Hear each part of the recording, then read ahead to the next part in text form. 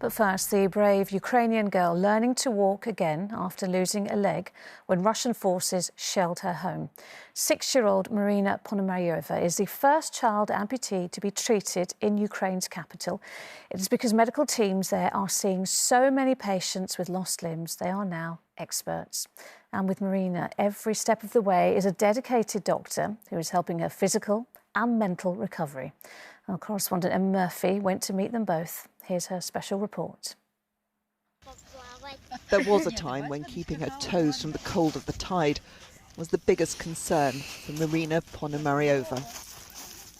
When the rain was the only thing to shield from whilst puddle jumping.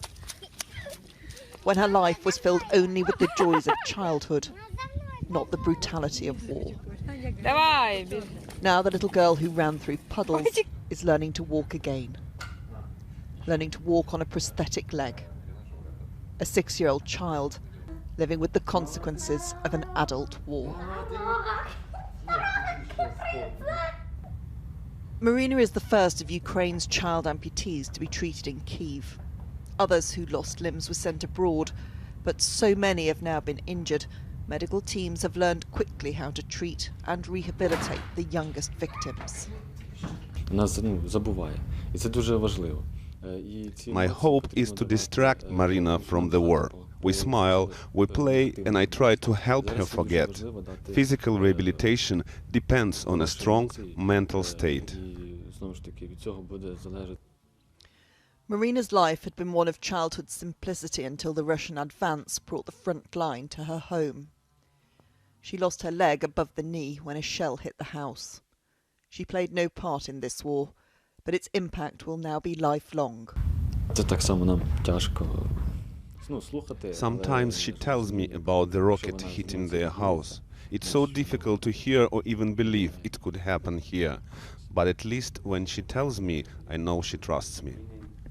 The work to learn to walk, run and play again is exhausting, but Marina is sustained by the close bond she's built with Dr. Nazar. She giggles about watching herself walk in front of the mirror and then explains what her dream is for the future. A race car driver? Do you like driving really fast?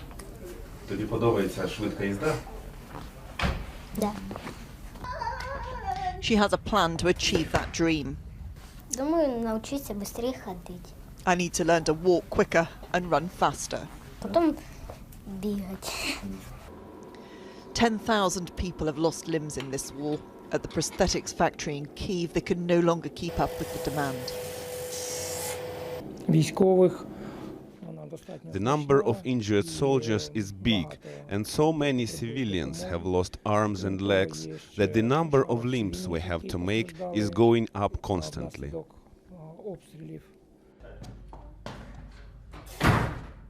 One day this war will end, but its scars will be left on the bodies of those who had the misfortune to be caught in its midst, so many of whom had no part in the fight. Emma Murphy, ITV News.